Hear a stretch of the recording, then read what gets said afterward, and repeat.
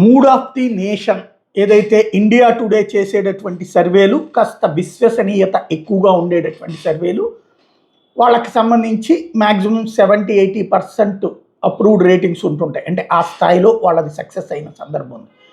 Fail అయిన సందర్భాలు ఒక 10-20% ఉన్నాయి. ఇండియా టుడే సీ ఓటర్తో కలిసి చేసినటువంటి తాజా ఒపీనియన్ పోల్లో భారతీయ జనతా పార్టీ నేతృత్వంలో ఎన్డీఏ బలం పెరిగింది తప్ప తగ్గలేదని తేలింది. ఎన్డీఏకి ఇప్పటికిప్పుడు ఎన్నికలు జరిగితే 326 స్థానాలు వస్తాయి, 45% ఓట్లు వస్తాయి.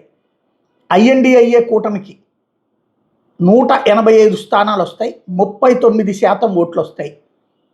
ఇక పార్టీల్లో ప్రధానమైనటువంటి పార్టీలుగా దేశవ్యాప్తంగా ఉన్న జాతీయ పార్టీలుగా భారతీయ జనతా పార్టీ కాంగ్రెస్ని ఇండివిజువల్గా కౌంట్ చేస్తే భారతీయ జనతా పార్టీ సొంతగా 261 స్థానాలు గెలుచుకుంటుంది అన్నటువంటిది తాజా సర్వేలో తెలియదు.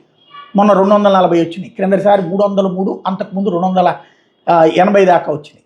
ఈ దఫా 261 ఇప్పుడు, అంటే మొన్నటి దీంతో పోల్చుకుంటే ఇంకొక 21 దాకా పెరిగినట్టు సర్వేలు.